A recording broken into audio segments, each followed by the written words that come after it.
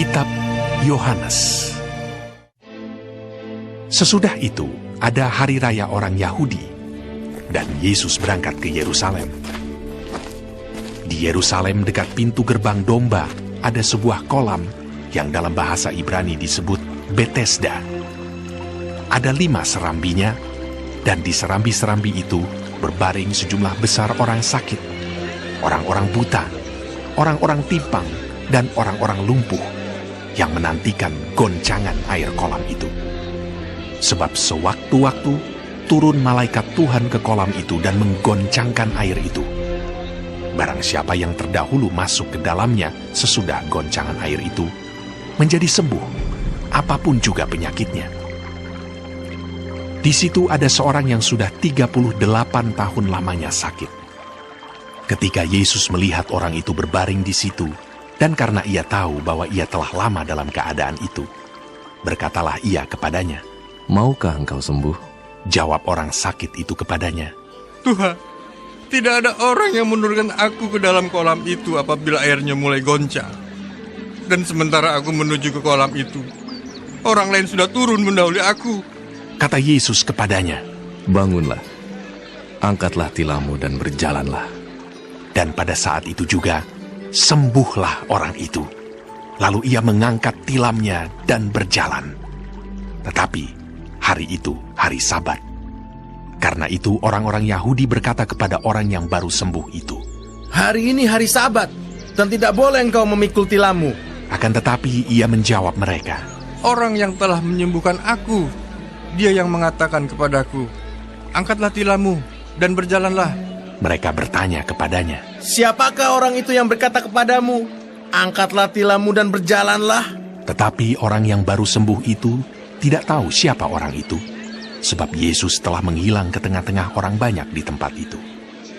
Kemudian Yesus bertemu dengan dia dalam bait Allah, lalu berkata kepadanya, "Engkau telah sembuh. Jangan berbuat dosa lagi, supaya padamu jangan terjadi yang lebih buruk." Orang itu keluar, lalu menceritakan kepada orang-orang Yahudi bahwa Yesuslah yang telah menyembuhkan dia. Dan karena itu orang-orang Yahudi berusaha menganiaya Yesus karena ia melakukan hal-hal itu pada hari Sabat. Tetapi ia berkata kepada mereka, "Bapakku bekerja sampai sekarang, maka aku pun bekerja juga." Sebab itu orang-orang Yahudi lebih berusaha lagi untuk membunuhnya, bukan saja karena ia meniadakan hari Sabat, tetapi juga karena ia mengatakan bahwa Allah adalah Bapanya sendiri, dan dengan demikian menyamakan dirinya dengan Allah. Maka Yesus menjawab mereka, katanya, "Aku berkata kepadamu, sesungguhnya anak tidak dapat mengerjakan sesuatu dari dirinya sendiri, jikalau tidak ia melihat Bapa mengerjakannya. Sebab apa yang dikerjakan Bapa, itu juga yang dikerjakan anak. Sebab Bapa mengasihi anak, dan ia menunjukkan kepadanya segala sesuatu yang dikerjakannya sendiri. Bahkan ia akan menunjukkan kepadanya pekerjaan-pekerjaan yang lebih besar lagi daripada pekerjaan-pekerjaan itu, sehingga kamu menjadi heran. Sebab sama seperti Bapa membangkitkan orang-orang mati dan menghidupkannya, demikian juga anak menghidupkan barang siapa yang dikehendakinya. Bapa tidak menghakimi siapapun, melainkan telah menyerahkan penghakiman itu seluruhnya kepada anak, supaya semua orang menghormati anak sama seperti mereka menghormati Bapa. Barang siapa tidak menghormati anak, ia juga tidak menghormati Bapa yang mengutus dia. Aku berkata kepadamu, sesungguhnya barang siapa mendengar perkataanku dan percaya kepada Dia yang mengutus aku, ia mempunyai hidup yang kekal dan tidak turut dihukum. Sebab ia sudah pindah dari dalam maut ke dalam hidup. Aku berkata kepadamu, sesungguhnya saatnya akan tiba dan sudah tiba, bahwa orang-orang mati akan mendengar suara Anak Allah, dan mereka yang mendengarnya akan hidup. Sebab sama seperti Bapa mempunyai hidup dalam dirinya sendiri, demikian juga diberikannya anak mempunyai hidup dalam dirinya sendiri. Dan ia telah memberikan kuasa kepadanya untuk menghakimi, karena ia adalah anak manusia. Janganlah kamu heran akan hal itu, sebab saatnya akan tiba, bahwa semua orang yang di dalam kuburan akan mendengar suaranya. Dan mereka yang telah berbuat baik akan keluar dan bangkit untuk hidup yang kekal. Tetapi mereka yang telah berbuat jahat akan bangkit untuk dihukum. Aku tidak dapat berbuat apa-apa dari diriku sendiri. Aku menghakimi sesuai dengan apa yang aku dengar. Dan penghakimanku adil. Sebab aku tidak menuruti kehendakku sendiri, melainkan kehendak Dia yang mengutus aku. Kalau aku bersaksi tentang diriku sendiri, maka kesaksianku itu tidak benar. Ada yang lain yang bersaksi tentang aku, dan aku tahu bahwa kesaksian yang diberikannya tentang aku adalah benar. Kamu telah mengirim utusan kepada Yohanes, dan ia telah bersaksi tentang kebenaran. Tetapi aku tidak memerlukan kesaksian dari manusia. Namun aku mengatakan hal ini, supaya kamu diselamatkan. Ia adalah pelita yang menyala, dan yang bercahaya, dan kamu hanya mau menikmati seketika saja cahayanya itu. Tetapi aku mempunyai suatu kesaksian yang lebih penting daripada kesaksian Yohanes, yaitu segala pekerjaan yang diserahkan Bapa kepadaku, supaya aku melaksanakannya. Pekerjaan itu juga yang kukerjakan sekarang, dan itulah yang memberi kesaksian tentang aku, bahwa Bapa yang mengutus aku. Bapa yang mengutus aku, Dialah yang bersaksi tentang aku. Kamu tidak pernah mendengar suaranya, rupanya pun tidak pernah kamu lihat. Dan firman-Nya tidak menetap di dalam dirimu, sebab kamu tidak percaya kepada Dia yang diutusnya. Kamu menyelidiki kitab-kitab suci, sebab kamu menyangka bahwa olehnya kamu mempunyai hidup yang kekal. Tetapi walaupun kitab-kitab suci itu memberi kesaksian tentang aku, namun kamu tidak mau datang kepadaku untuk memperoleh hidup itu. Aku tidak memerlukan hormat dari manusia. Tetapi tentang kamu, memang aku tahu bahwa di dalam hatimu, kamu tidak mempunyai kasih akan Allah. Aku datang dalam nama Bapakku, dan kamu tidak menerima aku. Jikalau orang lain datang atas namanya sendiri, kamu akan menerima dia. Bagaimanakah kamu dapat percaya? Kamu yang menerima hormat seorang dari yang lain, dan yang tidak mencari hormat yang datang dari Allah yang Esa. Jangan kamu menyangka bahwa aku akan mendakwa kamu di hadapan Bapa.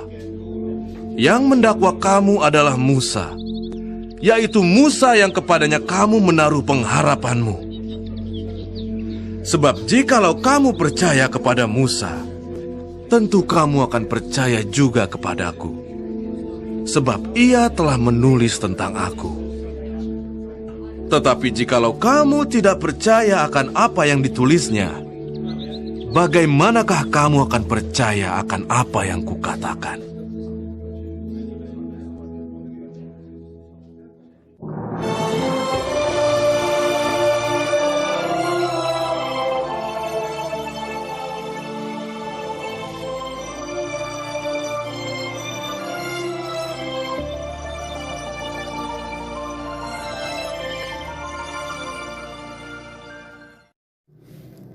Shalom semua jemaat Tuhan.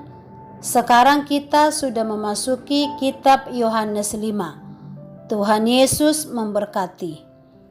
Di dalam ayat 1 sampai 18. Penyembuhan pada hari Sabat di kolam Betesda. Ketika Yesus ke Yerusalem, dekat pintu gerbang domba ada sebuah kolam, yaitu kolam Betesda. Dan di sana banyak orang-orang sakit. Ketika kita sembuh dari penyakit, apalagi itu penyakit menahun, sembuh di tangan dokter, bagaimana perasaan kita? Tentu sangatlah senang dan berterima kasih, bukan? Ada seorang lumpuh yang sudah 38 tahun berada di sana di pinggir kolam Bethesda itu. Ketika Yesus melihat si lumpuh itu, Yesus bertanya, "Maukah engkau sembuh?" Harusnya jawab dari si lumpuh itu, "Mau." Tetapi orang lumpuh itu menjawab pertanyaan Yesus seolah permohonan agar Yesus menolong dia untuk menjadi yang pertama tiba di kolam ketika airnya bergoncang. Karena dipercayai goncangan kolam yang pertama itu bisa menyembuhkan. 38 tahun dia berada di dalam pengharapan yang tidak pasti, berada dalam penantian. Tetapi berbeda dengan Yesus, hanya hitungan detik orang lumpuh tersebut disembuhkan Tuhan, hanya dengan sebatas ucapan, "Bangunlah, angkatlah tilammu, dan berjalanlah." Mungkin kita sudah menanti 3, 4, atau 5 tahun akan jawaban doa kita. Atau ada yang sudah belasan tahun kita berdoa dan akhirnya kita berhenti karena rasanya gak mungkin dijawab. Tetaplah berharap kepada Tuhan. Kalau sudah Tuhan yang menjawab, sesuatu bisa berubah dalam sekejap seperti orang lumpuh itu. Jangan berhenti berseru kepada Dia Tuhan, sebab Dia Allah yang peduli kepada kita. Di ayat 19-47, kesaksian Yesus tentang dirinya. Penyembuhan orang lumpuh di kolam Bethesda berakhir pada kemarahan terhadap pemuka Yahudi. Pertama, karena Yesus menyembuhkan pada hari Sabat. Dan yang kedua, karena Yesus menyamakan dirinya dengan Allah. Tapi Yesus menjawab mereka atau menjelaskan kepada mereka bahwa pekerjaan-pekerjaan yang Yesus lakukan adalah pekerjaan Bapa di ayat 20. Jadi Yesus menerima otoritas dari Bapa guna melakukan kehendak Bapa. Bapa memberikan pendelegasian itu kepada anak supaya semua orang menghormati anak sama seperti menghormati Bapa. Orang menghormati Bapa berarti menghormati anak dan juga sebaliknya. Berarti orang menolak ketuhanan Yesus berarti menolak Bapa. Pengajaran yang mengaku Yesus sebagai anak Allah dan yang masih memandang sebagai manusia yang memiliki kesalehan yang tinggi itu berarti tidak menghormati Bapa. Orang-orang yang tidak mau mendengar perkataan Yesus dan yang berbuat jahat akan menerima hukuman kekal. Sebaliknya, mereka yang percaya kepada Yesus dan berbuat baik tidak akan dihukum, melainkan menerima kehidupan yang kekal. Kita harus bersikap kritis atau menolak ajaran-ajaran palsu yang menolak ketuhanan Yesus dan yang tidak mau mengaku Yesus adalah anak Allah. Hanya Tuhan Yesus yang memiliki otoritas Allah untuk menghakimi dan menyelamatkan. Tugas kita adalah memberitakan kabar baik agar jiwa-jiwa, teman-teman kita, keluarga kita, dan orang-orang yang kita kasihi bertobat sehingga tidak dihakimi, melainkan beroleh hidup yang kekal. Amin. Tuhan Yesus memberkati.